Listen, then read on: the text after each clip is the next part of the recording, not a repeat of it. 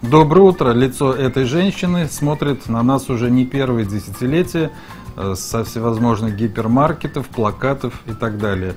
Когда-то в 90-е годы Москва бурлила от первого концерта этой певицы в спорткомплексе «Олимпийский». Затем был фильм «Клода Лелюша», а теперь, дамы и господа, записи альбомов, рок-обработки уже перепетых песен и возвращение уже сейчас, в наши дни, к легендарной Эдит Пиаф.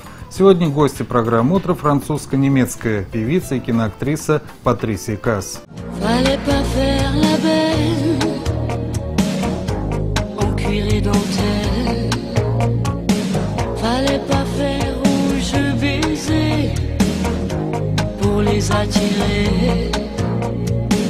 Oui, mais les filles, elles voulaient pas rester là sur les canapés, aller regarder passer. Elles voulaient y aller, et moi je suis comme elle, comme elle, comme elle. Je sais pas, mais Прежде всего, я очень часто приезжаю в Россию. Этот роман со страной длится уже 22 года. И я думаю, что очень важно приезжать часто, и это трогает людей, трогает зрителей. Многие зарубежные исполнители, которые приезжают в Россию, говорят, что у них появляется со временем понятие такое, как русская душа. disons que je pense que c'est... Да, русская душа – это очень искренняя душа и очень преданная. Сейчас госпожа Касс будет петь песню Аллы Пугачевой. Мне нравится. Нет ли у нее в мечтах записать альбом только на русском языке, именно с использованием русской классики? Disons que c'est quand même une langue assez difficile. Прежде всего, это очень-очень сложный язык. И нет, я не думала об альбоме на русском языке полностью. Я думаю, что русским людям нравятся мои эмоции, выраженные в французском языке. Y en a qui lèvent des gosses au fond d'un H&M. Y en a qui roulent leur bosse du Brésil en Ukraine. Y en a qui font la noce du côté d'Angoulême. Y en a même qui militent dans la rue avec 30 et banderoles.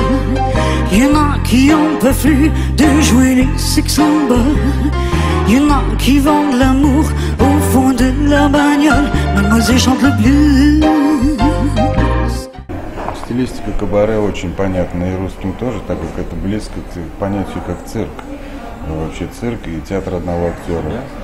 Я думаю, что это было бы очень интересно продолжить эту тему в России, и будет ли вообще она как-то продолжена с участием русских именно актеров. Disons que c'est un album qui, en fait, c'est... Этот стиль близок очень многим странам, и во всех странах он выходит, этот альбом. Да, песня была исполнена на русском языке, и что касается последующих альбомов в том же стиле, она не знает и записывает альбом, когда появляется желание, как бы это спонтанно. Для нас госпожа Касс — это сама Франция, а что для госпожи Касс является символом России? Что самое главное для нее — это люди, это исторические объекты или какой-то песенный жанр? Plus le public. В основном публика – это то, что я лучше всего знаю о России, я думаю. Ты позвонишь и скажешь: я так по тебе скучала, давай все начнем сначала. А вдруг?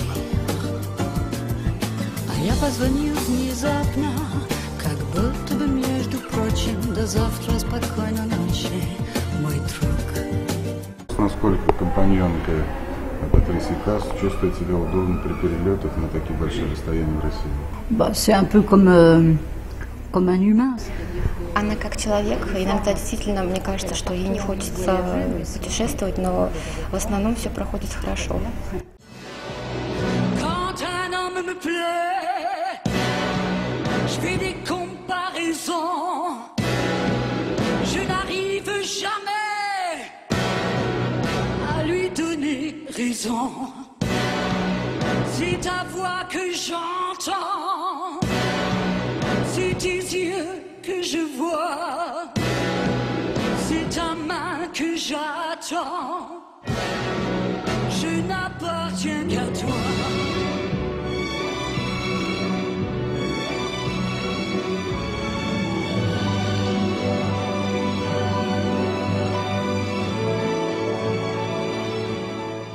Любое выступление Патрисии Касс – это маленький театр, это кабаре, это та эстетика небольших французских театральных коллективов, которые могут смело разместиться или в полуподвальном помещении, или, например, на открытой уличной сцене.